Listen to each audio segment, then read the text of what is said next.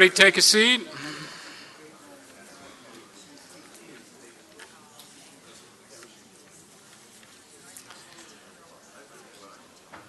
I couldn't help but notice that many of the questions that have been asked today have been questions about the contemporary significance of Rerum Novarum for current public policy issues. And that's probably a good sign, because our concluding panel today deals precisely with that topic. I am overwhelmed once again, this time overwhelmed with the talent on this particular panel. Let me take a moment to introduce each of the four panelists.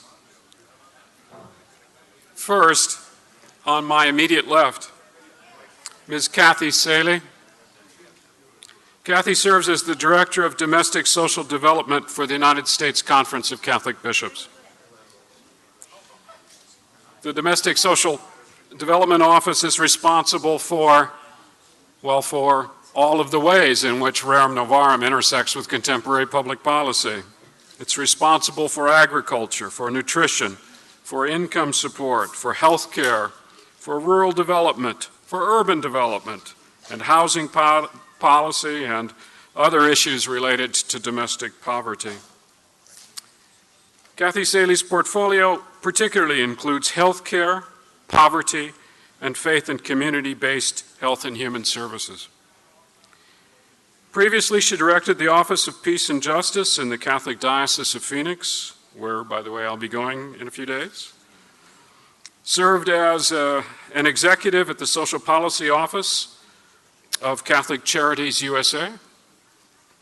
Coordinated social justice and outreach ministries for the Franciscan Renewal Center in Scottsdale, Arizona, and was Associate Director of Public Policy for Lutheran Services in America. She's the author of a book on public policy and grassroots advocacy, and she did her undergraduate work at the Ohio State University and received her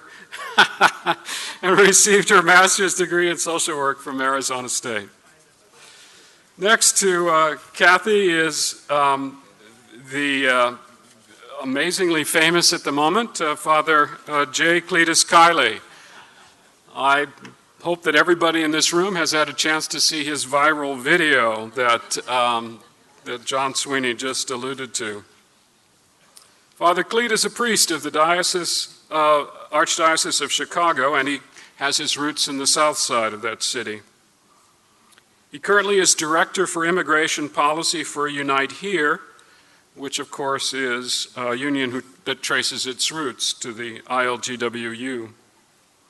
I first came to know Father Cleet when he served as president of the Faith and Politics Institute, a Catholic is on my mind today, a Capitol Hill group that works on the intersection of religion and public life, and that's organized around top lawmakers from both political parties. Previously, he was Executive Director of the Secretariat for Priestly Life and Ministry for the U.S. Conference of Catholic Bishops, where, among other things, he was instrumental in creating the Office for Child and Youth Protection. Before coming to Washington, Father Kiley was pastor of St. Agnes of Bohemia Parish in Chicago and president of St. Joseph College Seminary. He served on the former Cardinal Bernardine's cabinet and was a member of the College of Consultants for the Chicago Archdiocese. Father Kiley graduated from Loyola University Chicago, received a bachelor's in sacred theology and a master in divinity from the University of St. Mary of the Lake. He holds as well a master's degree in applied spirituality from the University of San Francisco and a doctorate in ministry from the University of St. Mary of the Lake. Next to Father Kiley is my friend Alexia Kelly. Ms. Alexia K. Kelly is currently the Deputy Director of the White House Office for Faith-Based and Neighborhood Partnerships, a position to which she came after her previous work for the Obama administration, heading up the faith-based office at Health and Human Services. Prior to working for the administration, in 2005, she founded and was president of Catholics in Alliance for the Common Good, a progressive public policy organization devoted to advancing Catholic social teachings in the public square. In 2004, she was the religious outreach director for the John Kerry presidential campaign. Previously, she worked for many years for the Catholic Campaign for Human Development. She is co-editor of the book Living the Catholic Social Tradition and co-author of A Nation for All, How the Catholic Vision of the Common Good Can Save America from the Politics of Division. She is a graduate of Haverford College and has received a master's in theological studies from Harvard Divinity School. And finally, in the cleanup slot, on the far left, as he just said. Hardly. Mr. John Carr serves as Executive Director of the Department of Justice, Peace, and Human Development at the United States Conference of Catholic Bishops. In this role, he assists the U.S. bishops in sharing Catholic social teaching, advocating on major issues of justice and peace, and building the Catholic community's capacity to act on its social mission. The department he leads includes the Catholic Campaign for Human Development, which is the bishop's anti-poverty program, and is guided by two bishops' committees, Domestic Justice and Human Development, and International Justice and Peace. Mr. Carr heads the Catholic bishops' policy development and advocacy efforts on a wide range of national and global issues. He has assisted the U.S. bishops in developing a number of its most prominent statements, including Communities of Salt and Light, Sharing Catholic Teaching, Everyday Christianity, and Faithful Citizenship. A graduate of St. John Vianney Seminary and the University of St. Thomas in Minnesota, John has also served as Executive Director of the White House Conference on Families and as Director of the National Committee for Full Employment. He currently serves on the board of Bread for the World, the National Religious Partnership for the Environment, and the Catholic Health Association. He is the recipient of the Vision Award from Catholic Charities USA and the Monsignor John Egan Award by the National Pastoral Life Center.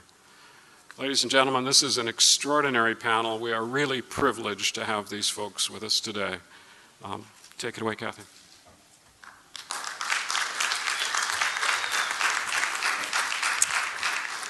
Good afternoon. Thank you, Steve and Michael Sean and the rest of the staff of IPR. I don't know about you, but after the other two panels and Mr. Sweeney's comments, I couldn't be more proud to be Catholic and specifically an American Catholic. So I'm very, very honored to be here today. I especially want to thank Steve and his colleagues for putting me on a panel with my boss to talk about the rights of workers, particularly fair wages, an 8-hour work day, plenty of leisure and recreational time. So this is quite an opportunity. Rerum Novarum is a profound document for me because not only does it lay the foundation for modern Catholic social teaching, but it goes to the very heart of how we live our faith day to day, or at least how we should live our faith day to day. The focus of Rerum Novarum is not about labor unions. It is not about management. It is not about GDP. It is about the worker, and even more specifically, about the dignity of the worker, which flows from our very core teaching of the dignity of each and every human person. And Rerum Novarum is about the right to work, which allows us to fill our role as co-creator and our responsibility to contribute to the common good. Even the first few words of the document, of new things, reminds me that God's plan for us is constantly being revealed. So on the occasion of the 120th anniversary of Rerum Novarum, I find it most appropriate in our new times, amidst new things, to reflect on what God is calling us to be and what God is revealing to us. Let me describe an era for you. rapid technological change, rising fundamentalism, double-digit employment, networks of violent non-state actors, massive consolidation among corporations, development of massive cheap energy sources, and mounting concerns about the environment. Does any of this sound familiar to you? In Roy Boschera's book, The Next Progressive Era, he lays out these signs of the times, and this was the signs of the times that the world in the United States was experiencing coming out of the Depression of 1890. This is the context in which Rerum Novarum was written. And I think when we look at this, we see a lot of similarity to where we are now, which is also the context in which Pope Benedict XVI wrote Caritas in Veritate. Pope Benedict sees similar defining moments and similar concerns about economic reforms lacking a larger moral vision and context. And I quote, "The current crisis obliges us to replan our journey, to set ourselves new rules. The crisis thus becomes an opportunity for discernment in which to shape a new vision for the future." And at the heart of Rerum Novarum, the central tension was then, as it is today, the new capital-labor dynamic requiring the state to forge a new social contract. So I think when we look at what does Rerum Novarum say for us today in the context of current social policy in our current times, we need to look at those signs of the times. Now, work is certainly different in 2011 than it was in 1891, although I would concede in some ways we're going a little bit back to the future. But the teaching is enduring. What we need to be working on now and looking in public policy is preserving that social contract while reforming it and preserving the social safety net. It used to be, maybe in the families that we grew up in, that when you had a job, you also had health care. When you had a job, you had a pension. That's not necessarily the social contract we have today, which makes it all the more important for us to be sure that we have public policies that guarantee people the right to health care, that guarantee people the right to some economic security in their retirement years. Health care benefits that are offered through one's employers are harder to find. Now, the new health care reform law may help with some of that erosion, but keeping the coverage of expansion for Medicaid, making sure that the health insurance exchanges that are going to be created are done in a just and fair manner, and that the basic benefits packages are all necessary. Included in that is also children's health and education, because if we don't start investing in children now, they will never have the opportunity or the capacity to obtain and find good paying jobs. The Catholic bishops are a leading moral voice on the budget debate. They have been very engaged with the budget debate that started out in this new Congress with the continuing resolution for 2011. They have been a leading voice in putting out the moral criteria of what a fair and just budget would look like for fiscal year 2012, and just last week joined their voices along with other Christian leaders in the debate in creating a circle of protection and saying that there are just certain things in our society that have a moral claim on us, certain anti-poverty programs that we cannot go after to balance the budget. Please. For those who will be here tomorrow night, you will hear Bishop Blair offer comments, and I think you will hear in those comments his commitment and what he sees as the priority for the Committee on Domestic Justice and Human Development for the next couple years is labor and the rights of workers and a fair and just moral budget that protects the poor and vulnerable. We need to protect workers' rights not only through public policy, through organized labor and collective bargaining, but we need to look for new ways to protect workers in a new economy. And I want to lift up a couple stories about the invisible poor of today, if you will. One of which is a group called National Domestic Workers Alliance. And I think we're all pretty aware of the baby boomer population that's aging, and with that, a shift of enormous economic and political implications. People with long-term care and support service needs are projected to grow from 13 million in 2000 to 27 million in 2050. And the current long-term care workforce numbers right now are approximately 3 million workers. But these workers are on the outside, they're on the edges. I want to tell you the story of Sophia from New York. We are verbally assaulted and we have to stay quiet. Often we end up leaving these jobs when we just can't take it anymore. What is sad and difficult is that sometimes we are not paid a single penny for the work we have done. In my case, I've had good considerate employers, but in these years I've also experienced difficulties which I thought I would never have to endure. Discrimination because of the color of my skin and for being an immigrant. They've made me sleep in a basement with no heat in the dead of winter. They've denied me food during the time I was living in and also forbade me to bring food for myself from outside. I've been yelled at to the point where I was becoming sick with depression and nervousness. I left my last job so exhausted and destroyed, I could only think of hurling myself in front of passing cars because I was made to feel so bad I wanted to die.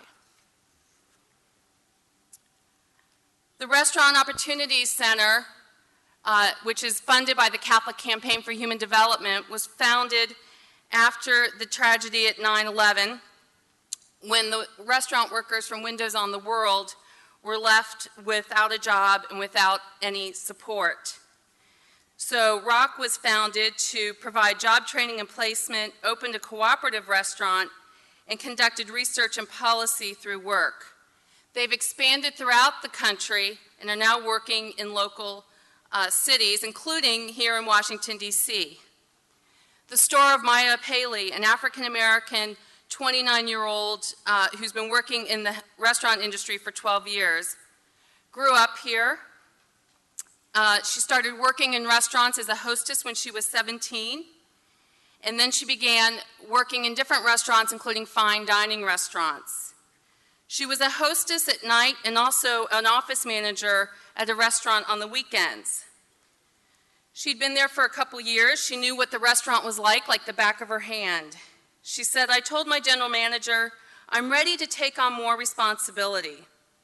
Can you at least make me assistant manager or a sales position or something related to that?" He said no, hired a white male in that position who had no dining experience. She left for another restaurant to find an opportunity to promote a manager.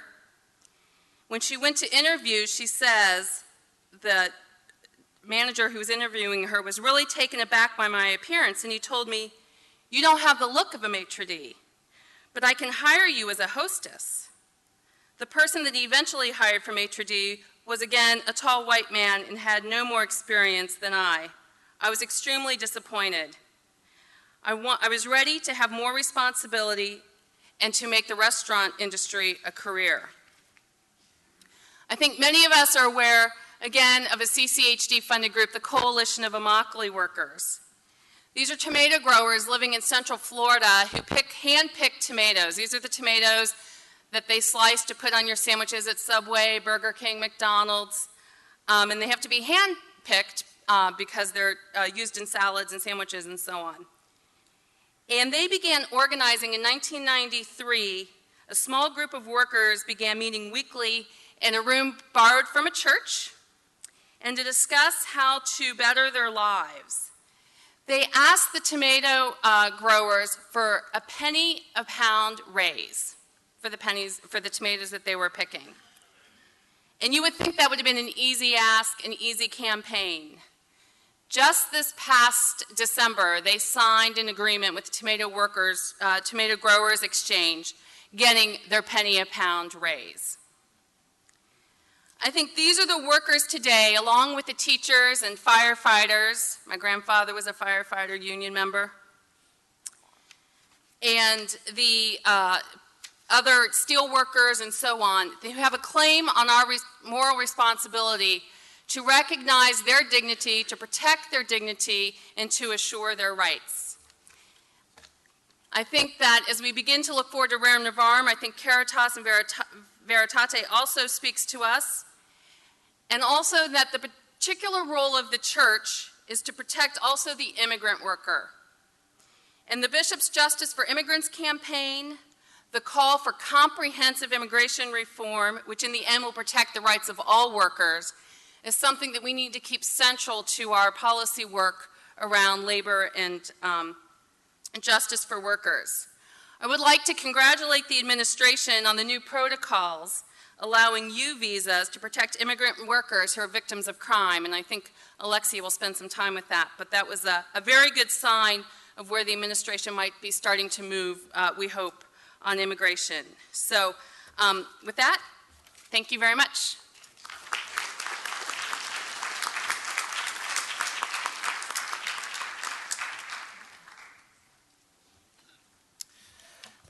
I didn't know what going viral meant.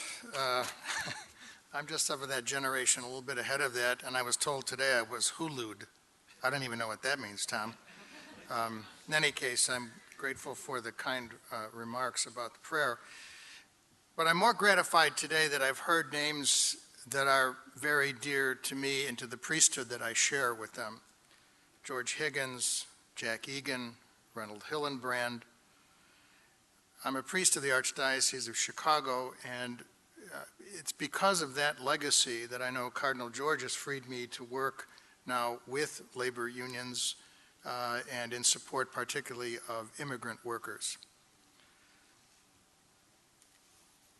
Rerum Novarum, I suppose, really came something I did study in the seminary, again because of the diocese I came from. Social doctrine was in the air. Then my first pastor actually preceded George Higgins here for a short period of time till he got TB, Monsignor John Hayes.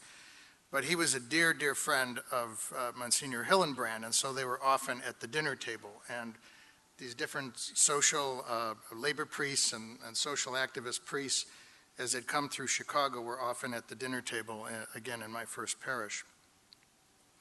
But it was when I went to work with Cardinal Bernardine, which was referred to, I was the rector of the college seminary, and we wanted to do a fundraiser.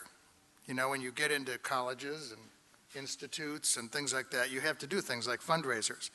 So I approached Cardinal Bernardine and I said, what should be the focus? And he said, well, I'm from South Carolina originally, and now I'm in Chicago, which is quite a labor town, and that wasn't my background, so maybe we could focus it on labor.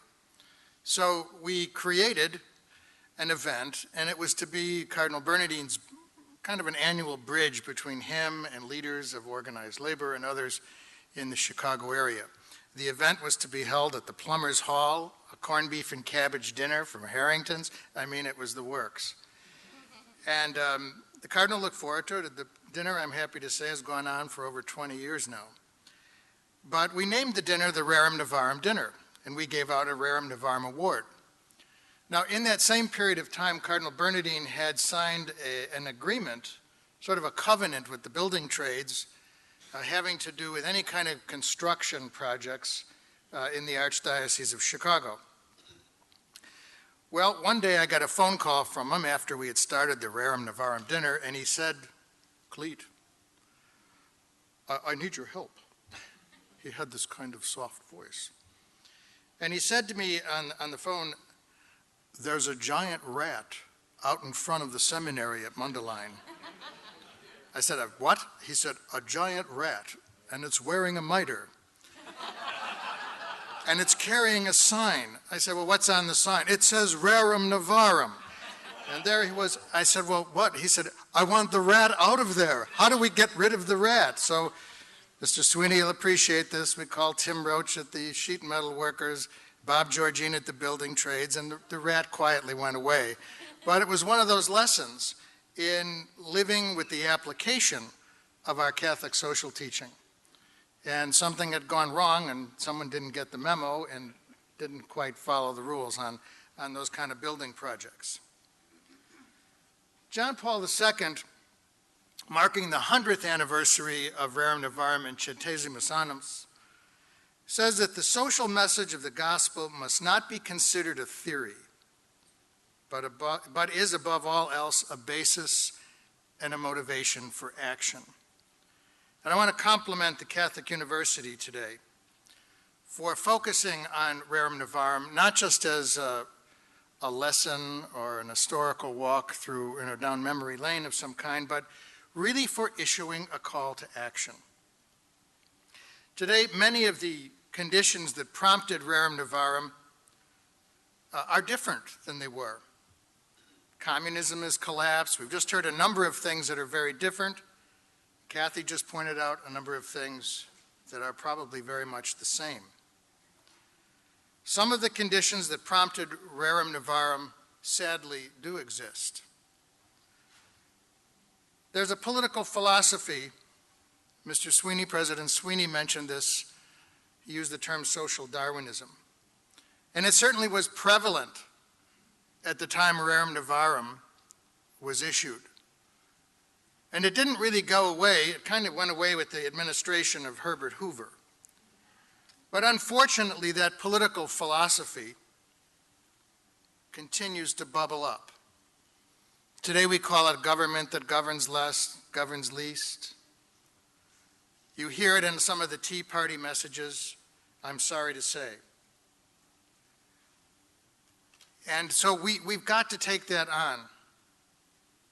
We have to take that on. It's one of the things that Rerum Novarum challenged the church to be engaged in and to challenge our society about. We must do it again. We talk about the dislocation of families, and that is certainly a big part of the environment in which Leo wrote Rerum Novarum. We see that same global dislocation of families. Some estimate over 200 million families are immigrants around the world right now. 200 million families. It's staggering. We find it in our own country, the dislocation, people moving from rural areas to urban areas, and again, the flood of new immigrants.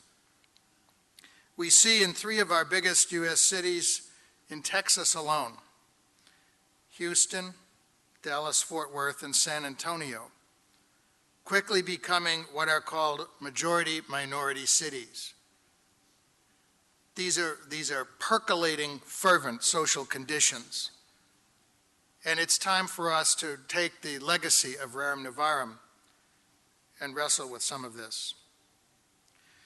It was Leo who first identified that notion of the living wage. We're still not anywhere near it. The minimum wage in this country is $7.25, which would give someone an annual income of $15,080 a year. The poverty threshold in the United States is $18,500. A minimum wage is not a living wage. We have so many people that are still struggling with that. But we had a wonderful experience because of this legacy of Catholic social teaching. Not long ago, food service workers for a private company that is contracted by Georgetown University wanted to unionize. They wanted to have a union. When I talked to some of the administrators at Georgetown, their first question was it about money? I said, no, it really was more about respect. There was a lot of disrespect going on in that work environment, pitting folks from different racial groups against each other, that kind of thing.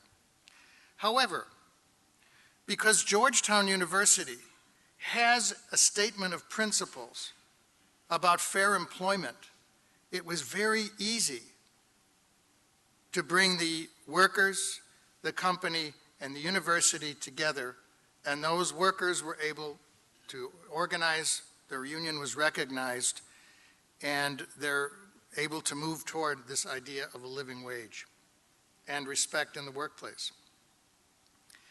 Kim Bobo, who's the executive director of Interfaith Worker Justice, has raised the question about wage theft in a book by that title. Leo mentioned the same thing, wage theft. It goes on today. And I talked with Kim last week, and she mentioned that there are 9 or 10 states now that are considering wage theft ordinances. The city of Miami recently passed a wage theft ordinance, which of course was overturned by the state legislature, but people aren't giving up. They're going to stay at it. Leo talks about forcing on employees, on workers, working conditions that are excessive, that are beyond what they were expected to do. But these are conditions which workers feel so strapped, so pressed down that they're not able to tell the employer, no, I won't do that. He says in Rerum Novarum, this is wrong, and this needs to be challenged. Not too long ago, I had a listening session with housekeepers, hotel housekeepers in San Antonio. All immigrants, all Catholic immigrants, I might point out. And they said, one woman said, when I first began, I did 14 rooms a day. We did a good job, she said. And then they moved it to 16. And then they moved it to 18. And now, they have a new way of doing rooms. If guests aren't checking out, you only get half a credit for a room. So now we're up to 28 and 30 rooms a day. And the manager stands out in the hallway and says, hurry, hurry, you've got to get these rooms done. One of the ladies mentioned, she said, you know, you have to understand, in the hotels these days, they've got these big new luxury mattresses. And they're heavy. And you can't move them very easily. They're giving us about 8 minutes a room to move that big mattress. We know from that local alone that the number of injuries on the housekeepers has just gone soaring. And it's outrageous. These are immigrant workers. They don't feel they have a union right at this point, and they don't feel they have the power to tell the employer, you can't keep asking us to do this. One of the housekeepers said 8 minutes a day. And guests, we feel so bad for the guests, she said. They pay a lot of money, and they're going to come into a room that isn't really that clean. And one of the workers, housekeepers, jumped in and said, you know, and they're going to blame us. They're going to think we're not good workers. And we want to be proud of our work. These were women who had a great sense of the dignity of their own work and found that the employer was not allowing them to treasure that, and asking them to do more work than could possibly be done. One of the women said, I can't because we have so many rooms to do. I often skip my breaks and my lunch. That's wage theft. That brings us back to the other topic. In Wisconsin, we saw not long ago what Leo might have called in Rerum Novarum the denial of the friendship among workers, what John Paul calls solidarity, that right to freely associate being broken, the right to collectively bargain. We talked about the abounding wealth among a very small number. President Sweeney mentioned that the AFL-CIO has on its website the list of the top wage earners in corporate America. And that is correct. I think the average was about 11 million, but there was one at the top of the list. He was actually going to make 92 million. $92 million a year. And we have people making $7.25. This kind of disparity is exactly the world in which Leo XIII lived and in which to which he was writing. And we would like to think that that was a long time ago. The poor, or limited access to education. I met with some workers in Chicago not long ago. One man said to me he was very disappointed. He was an immigrant worker, undocumented. His son came over as a baby. He said, Padre, when they took away or didn't vote for the DREAM Act, he said, they took away my son's future. Right now he's in Iraq, he's a Marine. He can die for this country, but he can't go to school. That's not right. Education, Leo mentions in Rerum Novarum, is one of those fundamental rights. And it's where we begin to talk about property. John Paul II, in Centesimus Annus and Laborum Exercens, expanded the notion of property from a piece of land to your intellect. You can't develop that asset if you have poor education or inadequate education. Another one of the immigrant workers said to me as he listened to the previous man, "Father," he said, "they don't want us to get an education here. They just want us to do the hard work. And they want our kids to be here to do the same hard work."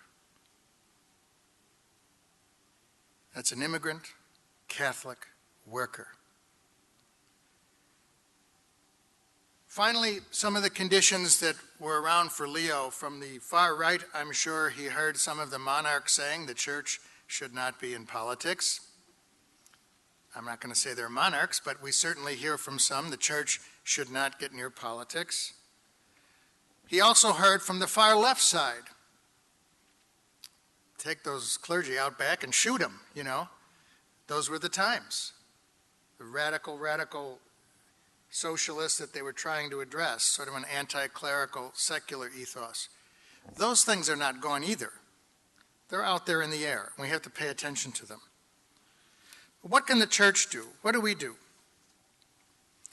I think there are two areas that we can focus on.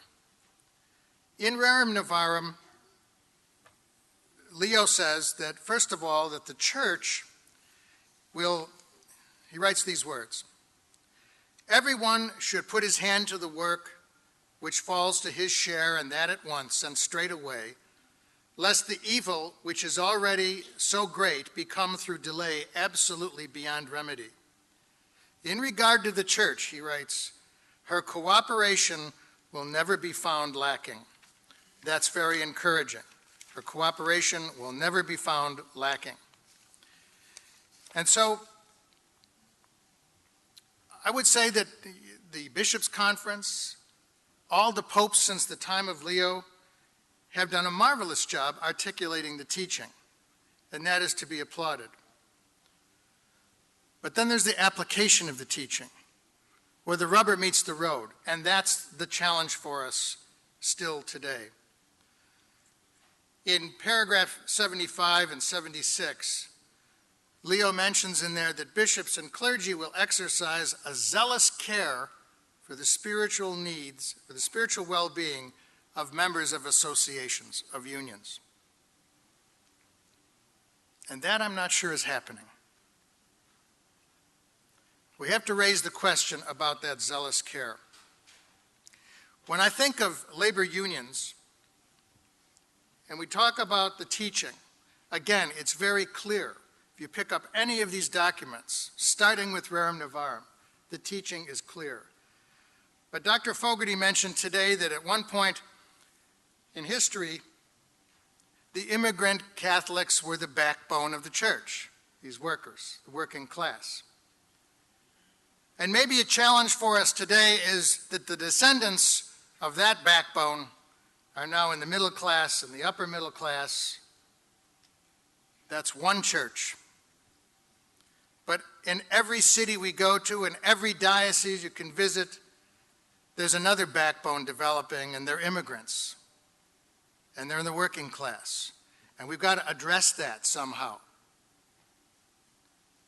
Our leadership, our educated members, our clergy, our episcopacy are mostly from that first church.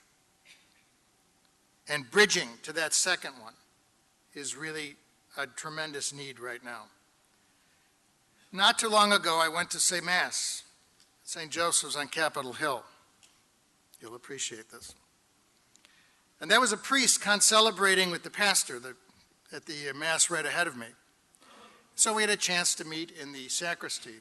But before I even got to say my name or what I did, he introduced himself. He was the dean of a school of theology.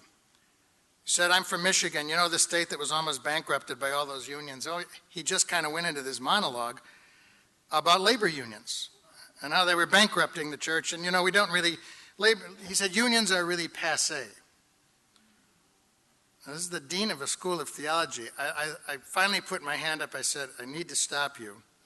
My name is Clete Kiley. I work for a union, and you couldn't be more wrong. And our Catholic social teaching doesn't say that anywhere or at all. And so we had to kind of talk about that, you know.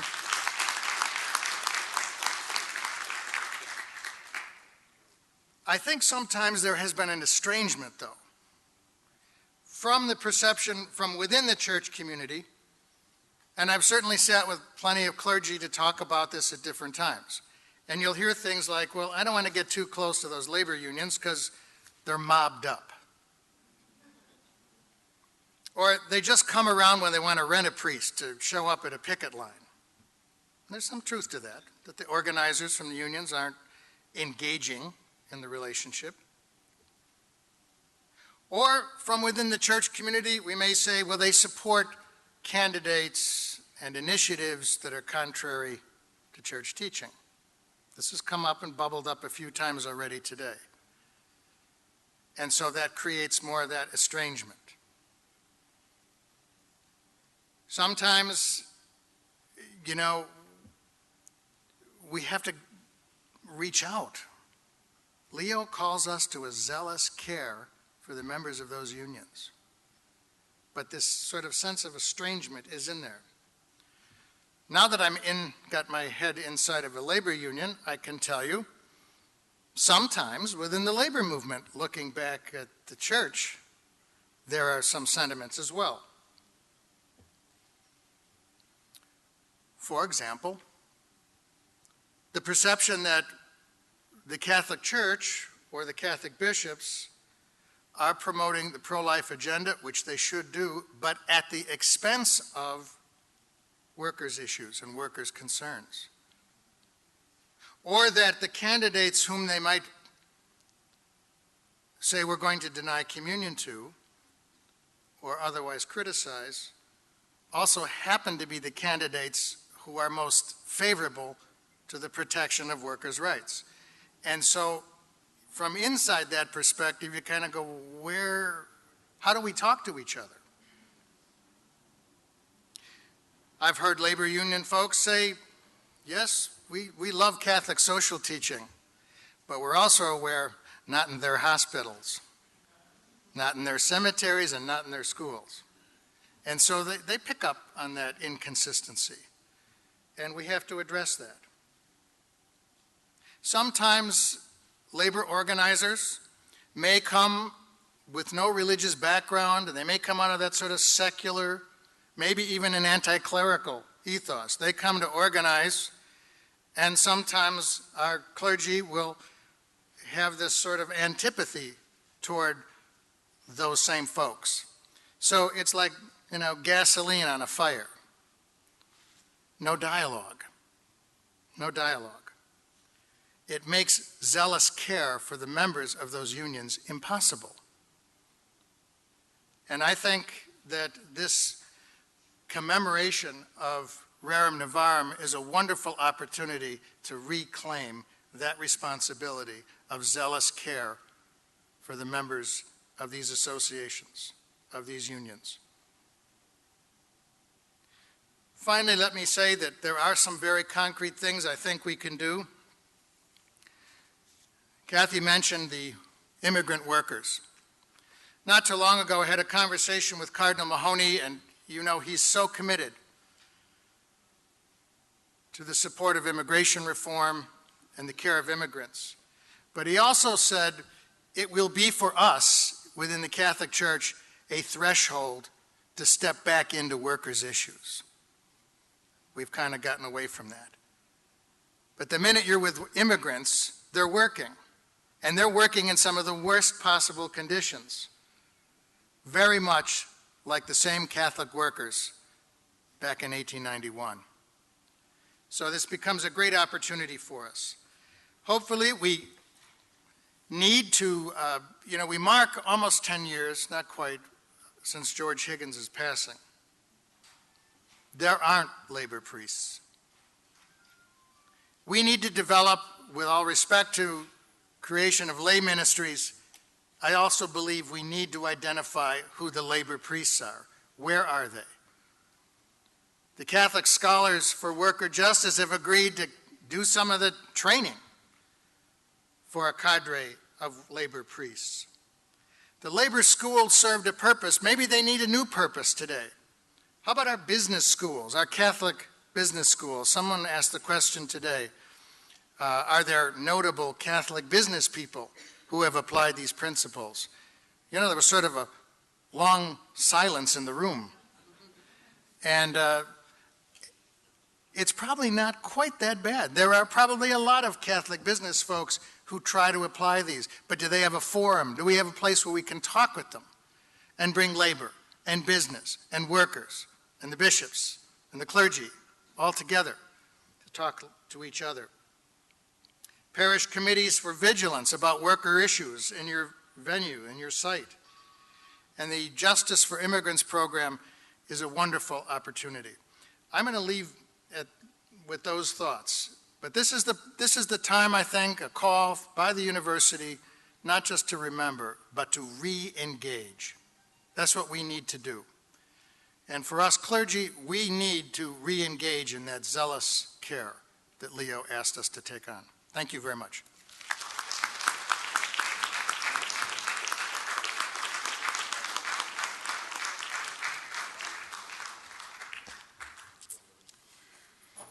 Hello, everybody. Good afternoon.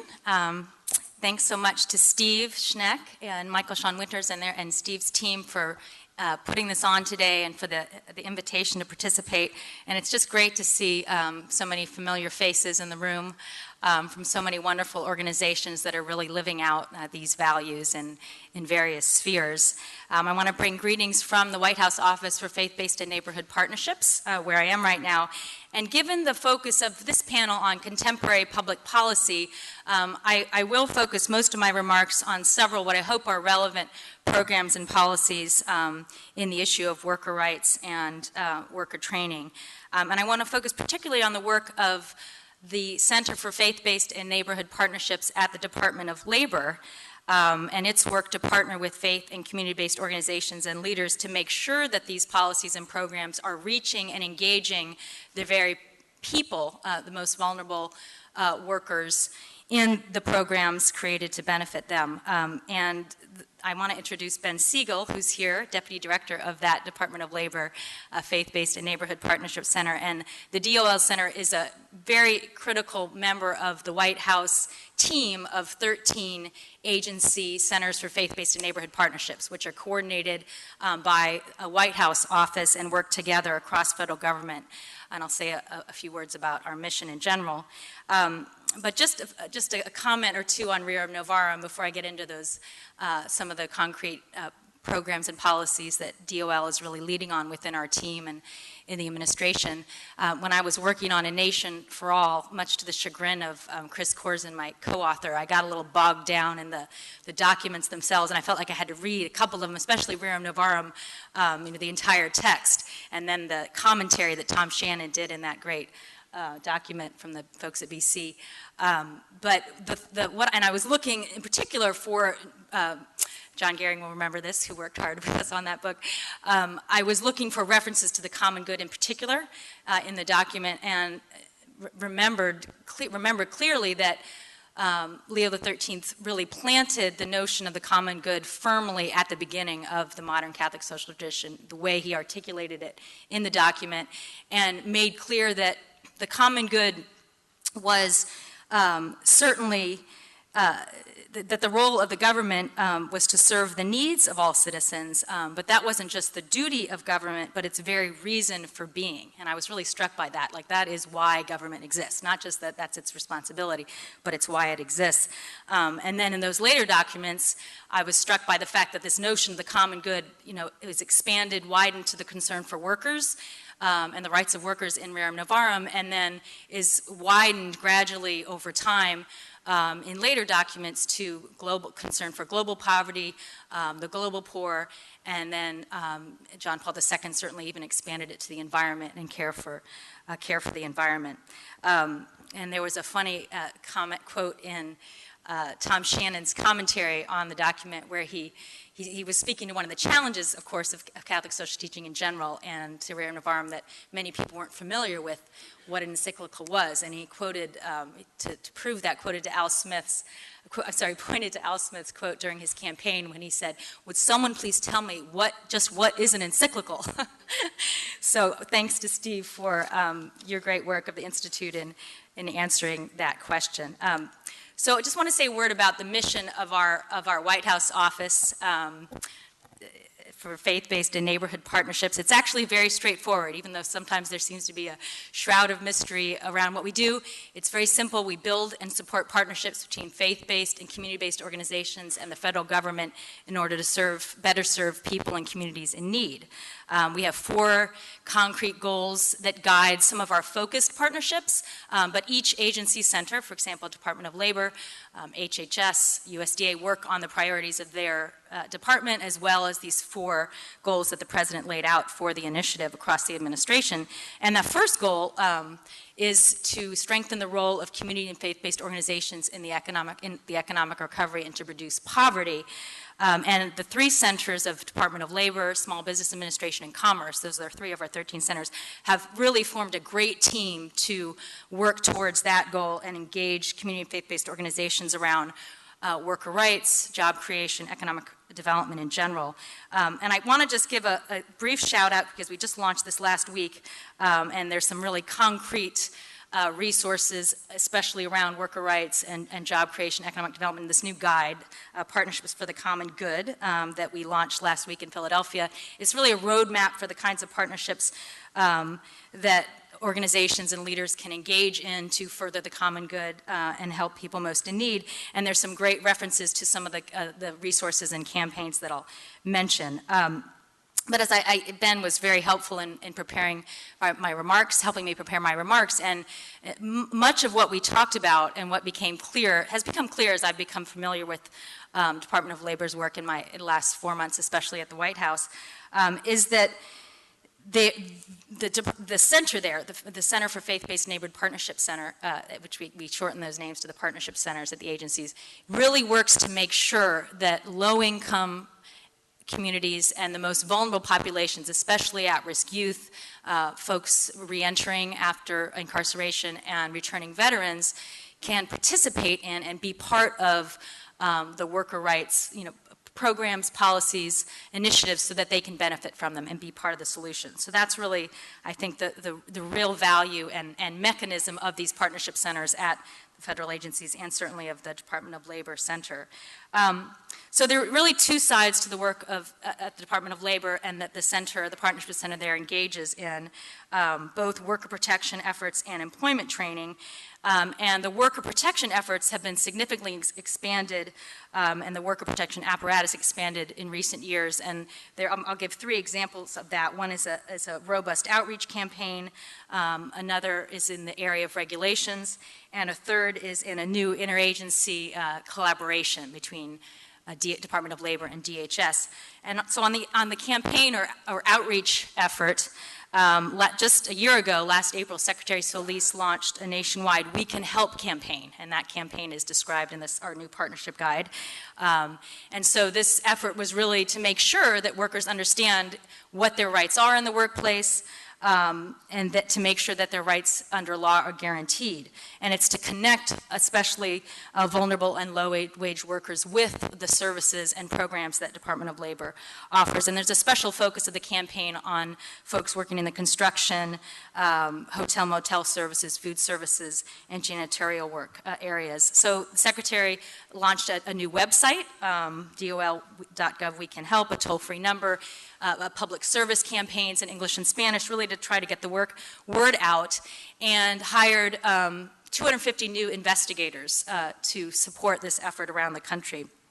And the real value added that faith and community leaders can, I think, play on this is that, there are lots of campaigns like this, lots of efforts that many of our organizations have to make sure folks understand their rights and what the supports are, what the law is, and how they can make sure that their rights are protected. But and our guide speaks to this, that faith and community leaders, folks in congregations and in community organizations at the most local level where these problems are and where folks are hitting these violations, they can partner with the Department of Labor, for example, and invite a local investigator or representative to come in and speak to how someone can pursue their rights or a violation, and get the word out about the campaign. So our guide talks about several ways that local leadership and organizations can partner on this outreach effort. And there's a particular example of a great outreach effort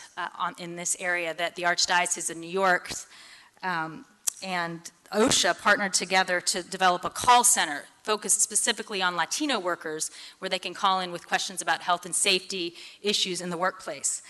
So the Catholic Migration Office at the Archdiocese of New York is working on that effort with OSHA. So that's an important new partnership. And then the second area around workplace protections is several revisions and strengthening of worker protection regulations, both last year and then just last week. And these are around, in particular for guest workers, the H-2A visa for non-immigrant farm workers, and for the special U visas for workers who are experiencing abuse or exploitation or aware of criminal activity or a victim of criminal activity of some kind. So Ben is really the expert in this, so if there are questions at the end, I may ask Ben to help us out here. But on the H-2A temporary agricultural worker program, last February that final regulation went into place, and these are visas that apply to foreign workers who are coming to or already in the U.S. to work in the agricultural sphere, either for a temporary or seasonal nature. So farm workers in particular, not immigrant farm workers. And so the final rule really strengthened and provided stronger mechanisms for enforcement of the worker protection provisions that are required in the H-2A program. And overall, the final rule included increased wages, some of the benefits, increased wages for workers and provide greater access to the domestic labor market, while also protecting U.S. workers. So there's, the rule ensures that U.S. workers in the same occupation for the same employer won't receive lower wages, but the same wage as foreign workers. And then the U visa certification protocol was just released last week, and that really merges and melds better the work of DHS and DOL to make sure that workers who have experienced a crime or are victim of trafficking, some other exploitation, or are aware of criminal activity have the safety of a visa classification where they can stay in the United States and have documentation, so they're not unwilling or unable. They're more protected to be part of an investigation. So DOL now has a role in certifying workers that can achieve that visa classification. So that was an important step and something I know lots of folks were working towards and just happened last week. And then finally in this area of worker protection is a new memorandum of understanding that was just signed recently between Department of Labor and Department of Homeland Security. And it really worked to synchronize their efforts, and it's similarly to the U visa efforts. If DOL, for example, if a Department of Labor investigator is looking at workplace violations, those workers aren't going to be intimidated by a potential immigration investigation at the same workplace. So they're going to feel secure, and the agencies have committed to make sure that an investigation of workplace violations can continue and not be compromised by fear of a immigration investigation at the same workplace. So that's an important statement, and folks will be working to implement that going forward. And then secondly, I wanted to focus on a few examples of the employment training work, and this is really Ben's focus at the Partnership Center at DOL. And an important principle in this work is the Partnership Center's work around inclusiveness, to make sure that the way programs, and especially grant programs, are designed and articulated, and the way they are implemented, that those most in need can participate and benefit from them. So 3 examples of this kind of participation in job training programs includes, number 1, a stronger push for the participation of community and faith-based organizations in job training programs. So just this year, in 2011, there were, I think, over 10, right, Ben? 10 job training grant programs where over $800 million were available for for applications from groups.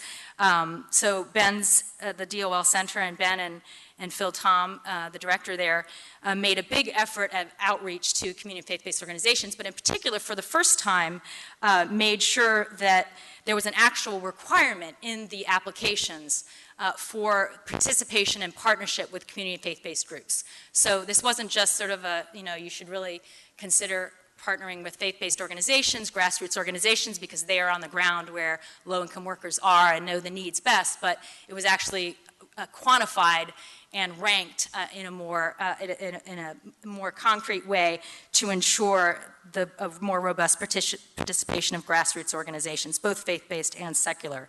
And that focused especially around the work that community faith-based groups could do around engagement, outreach to low-income populations and workers, and provision of supportive services.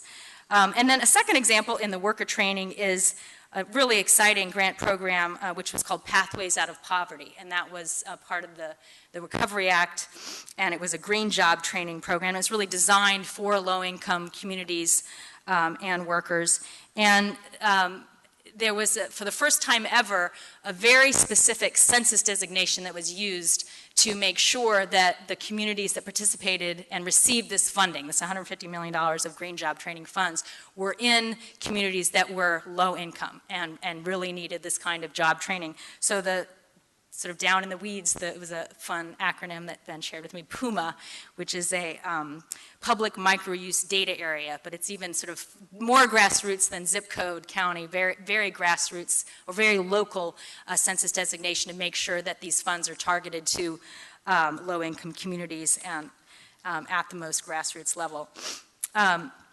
And then finally, the third example in this employment training is an exciting new initiative that the DOL Center, Partnership Center, has taken on around job clubs. So job clubs, there are 3,000 or 5,000 around the country. Many, they're volunteer run. Many by a coach or individual who is interested in working with folks who've lost their job or looking for work in their community. Many are hosted at churches, at congregations, and many Catholic churches in a number of states are participating. They have a long history of providing support and networking and resourcing to folks looking for work. And what the DOL Center is doing is providing a community of practice and trying to scale up and resource these job clubs, but also linking them, these more grassroots, independent, voluntary networks for folks to the public workforce system. So we kind of reweaving that web. And there's a really fascinating data point that Ben and Phil Tom share a lot publicly, which is that low-income folks that are who've lost their job and are looking for a job typically have about 5 people that they can turn to in their network to find a new job. And certainly we know that while there are many ways to look for a job, a social network is an important element of job seeking. So these job clubs really serve the function of increasing and expanding folks' social network so that they've got more resource and more relationships of folks that can help them. So the DOL Center is really working to support this kind of grassroots movement of job clubs and linking them to the public workforce system, and looking to expand, I think, to 20,000 folks that are 20,000 number of job clubs. So expanding the number, providing a community practice, and linking them to the public workforce system, which includes career one-stop centers and the grantees of many of the DOL programs.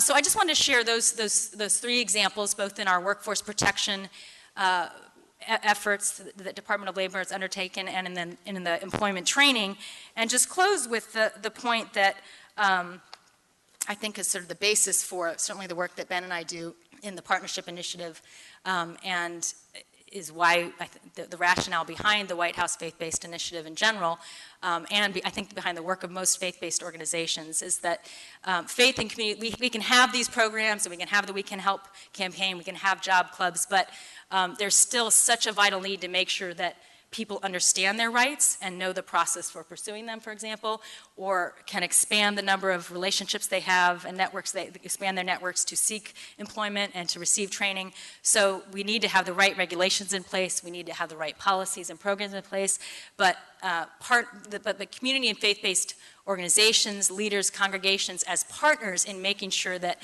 there's a delivery system for communicating the knowledge of these rights and programs and resources is critical.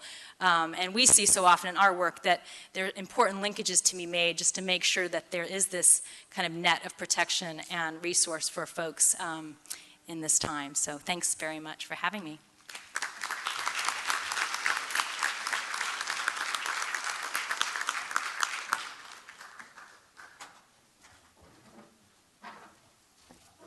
Good afternoon. It's been a long and rich day, and I recognize I am the last of the last, except for Steve, who will be the last of the last of the last. So I'll get right at it.